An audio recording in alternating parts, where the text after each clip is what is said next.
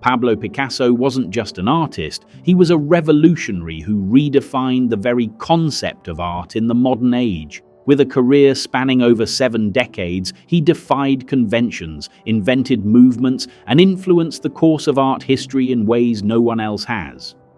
From his melancholic blue period to the groundbreaking Cubist movement and beyond, Picasso's work was as dynamic as his life.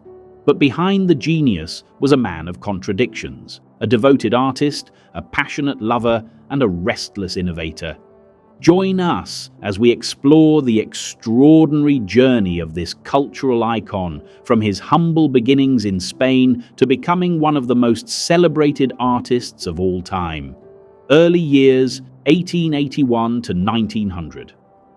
Born on October 25th, 1881 in Malaga, Spain, Picasso entered the world destined for greatness. He was the first child of Don José Ruiz y Blasco, an artist and art teacher, and Maria Picasso y López.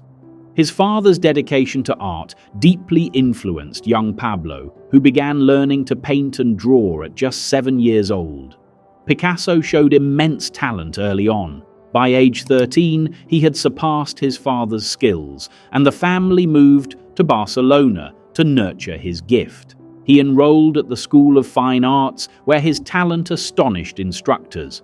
Yet Picasso wasn't content with traditional methods. Even at a young age, he sought to break free from rigid academic styles, preferring to explore his unique artistic voice.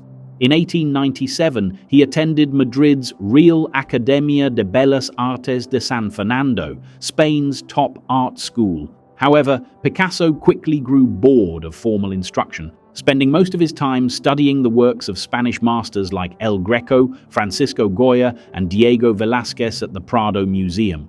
By the end of the 19th century, his early works began reflecting symbolist influences, hinting at the modernist trail he was destined to blaze.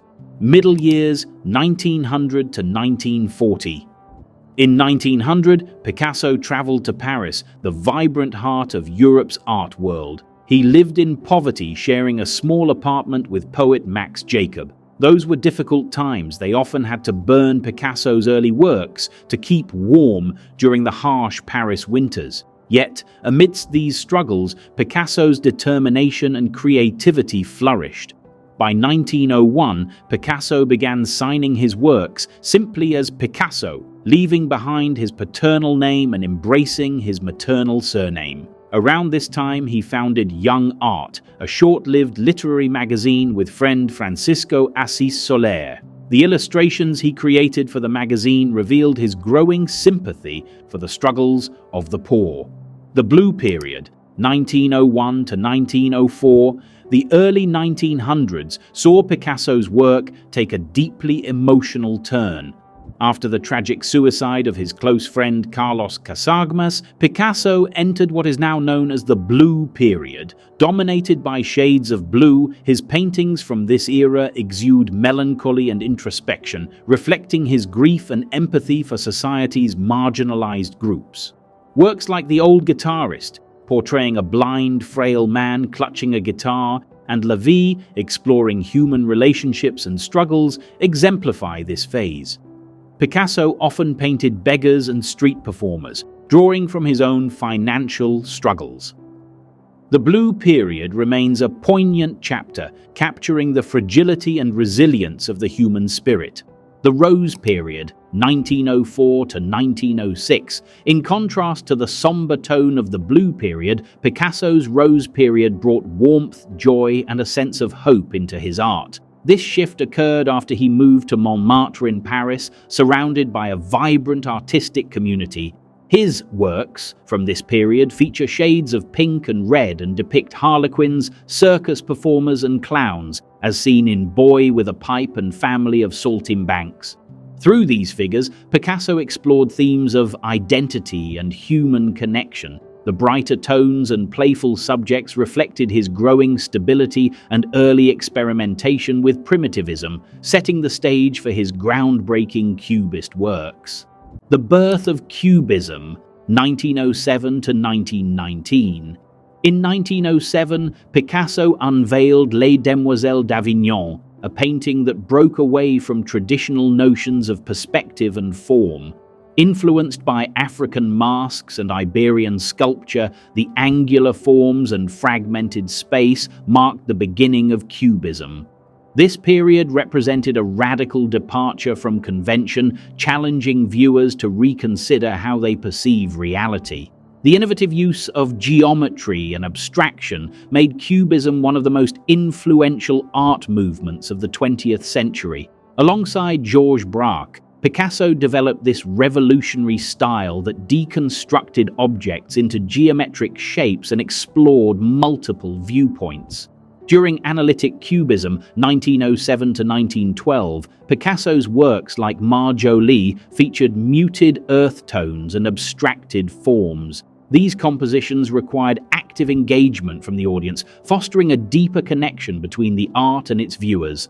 The synthetic Cubism phase, 1912 to 1919, introduced collage, blending everyday materials like newspaper and fabric into compositions such as still life with chair caning.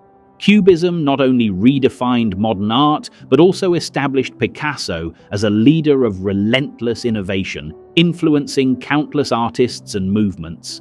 Personal life and artistic shifts, 1919 to 1940. Following World War I, Picasso shifted gears, embracing neoclassicism. Works like Peasant Sleeping reflected a renewed interest in classical ideals of balance and harmony. But by the mid-1920s, Picasso had once again embraced innovation, incorporating surrealist elements into his art. Paintings like Three Dancers showcased distorted forms and symbolic imagery, reflecting the dreamlike subconscious focus of surrealism. Love and loss. Picasso's personal life during these years was tumultuous. He married Russian ballet dancer Olga Koklova in 1918, but their relationship soured due to his infidelities. In 1927, he began a relationship with 17-year-old Marie-Thérèse Walter, who inspired some of his most sensual works. Their affair lasted nearly a decade and produced a daughter, Maya. Despite his many romantic entanglements, Picasso's relationships were often marked by volatility and imbalance. Later years, 1940 to 1973. During World War II, Picasso remained in Nazi-occupied Paris, enduring Gestapo scrutiny. He continued to produce art, including some of his most politically charged works. His masterpiece Guernica, painted in 1937 during the Spanish Civil War, became an enduring symbol of anti-war sentiment, depicting the horrors of violence with harrowing intensity. Post-war creativity.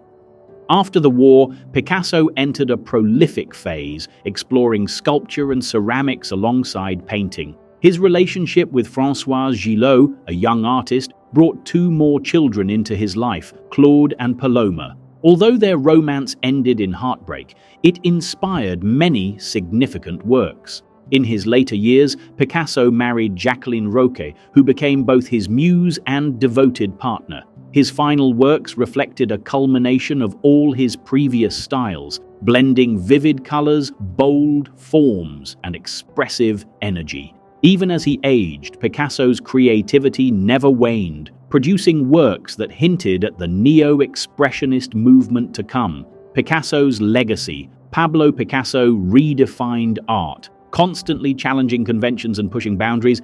Pablo Picasso wasn't just an artist of his time, he was an artist for all time. His groundbreaking works continue to inspire, and his spirit of innovation lives on in every artist who dares to push boundaries. Thank you for joining us on this journey through the extraordinary life of Picasso, a true legend whose legacy will endure for generations to come.